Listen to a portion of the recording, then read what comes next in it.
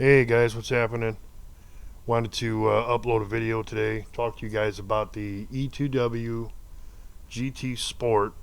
It just arrived the other day. I jumped on it last night and I thought, oh my gosh, how the hell do they expect you to ride this thing?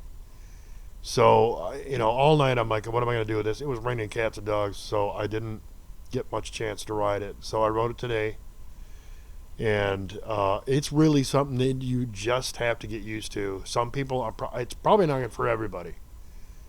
I would say it's still 10% of me is a little bit iffy on it, but the 90% is like, okay, with the quality, with just the solidness of it. I mean, the build, I guess that goes with quality, but the parts, the numbers are great. 48 volt, 10 and a half amp. Your 10 and a half amps not enough, but I mean, you're talking about lightweight here. And I'd say on your best day you can get 15 miles with this. On your worst, probably 11 or 12. Today I got 13 and a half, 13.3 I think actually, and which is pretty good. And a lot of the, I'm just going to basically talk about some tips I might have, the particulars on the scooter, and some basically overall, what my thoughts on it, and then some tips that might help you get used to just this rush of speed. Because top speed it'll do 28, some say 30, but 28. It's got 5 speeds. The first speed is 5 miles an hour, 10 miles an hour. The third is 16 miles an hour. It goes up. Fourth, oh my gosh, let me see. Fourth is like 24, which that's what I kept it on. I got it up to like 24 in some change today, which is good enough for me. I don't need something that fast. Usually 20 miles an hour I'm good with, and that's fine. I fell and broke a few ribs before. I don't need to do that again. So,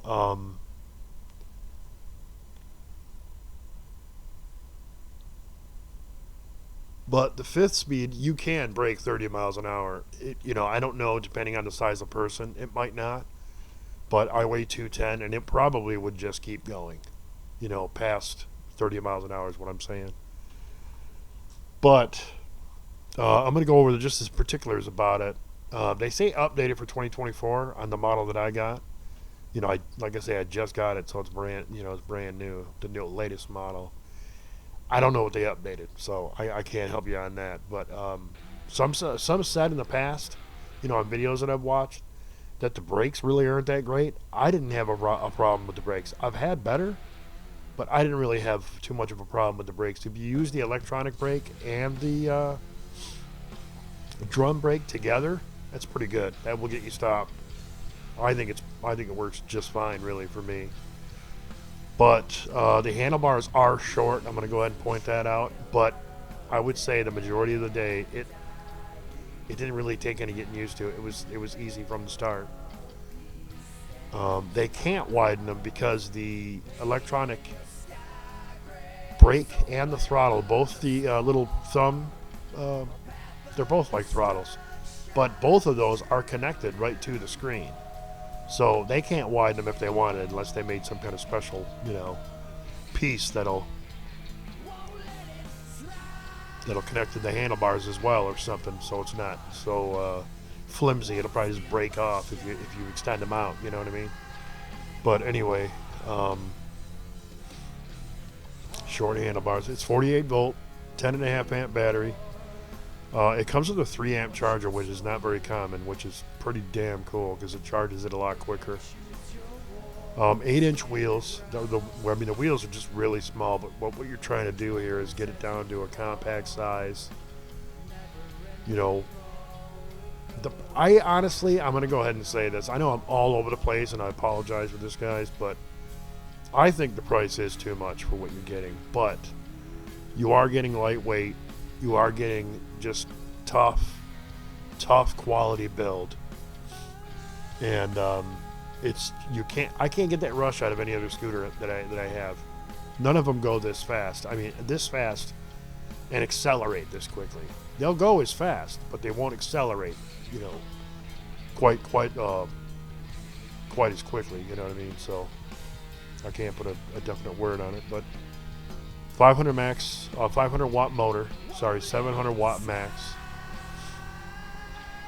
But one tip I want to give you, guys, before I just let this play out, and I got about another minute or two of video here, and it's going to be done. But start, because when you get on it, it could throw you right off the back and just right off from under you and take off. But what I found is easy. Start with the lower notch on the handlebars. They have 2 notches where you can go lower high. Start with the lower one and lean forward when you're accelerating. And once you start getting used to that acceleration and how it works, you can bring the handlebars up if you need to. But just start low. That's what I did, man. And I'm like, you know what? I think I'm used to this enough. I'm going to raise the handlebars up because it is more comfortable for me. I'm 5'11". By the way, I'm 210 pounds. This thing seemed to carry me around no problem. And all the way through our ride, you know, I killed the battery. It was 98% when we started, and it was 8% when I was done. And there was very little drop in performance. So that should tell you something right there, too. You're talking about some pretty, I think they're very, very quality components going into this thing. Like I say, it's probably not going to be like any other scooter you've had. I don't have any issue with the suspension either. I've gone up goofy bumps, you know, bumps that solid tire scooters that I've had, not even solid tire, but ones that don't have suspension, and they weren't a big deal. So anyway, I just some particulars and my thoughts on it overall. I hope you like it, and if you do, give me a sub, follow, like, all that, whatever you call it. But anyway, guys, have an awesome day, and we'll see you next time.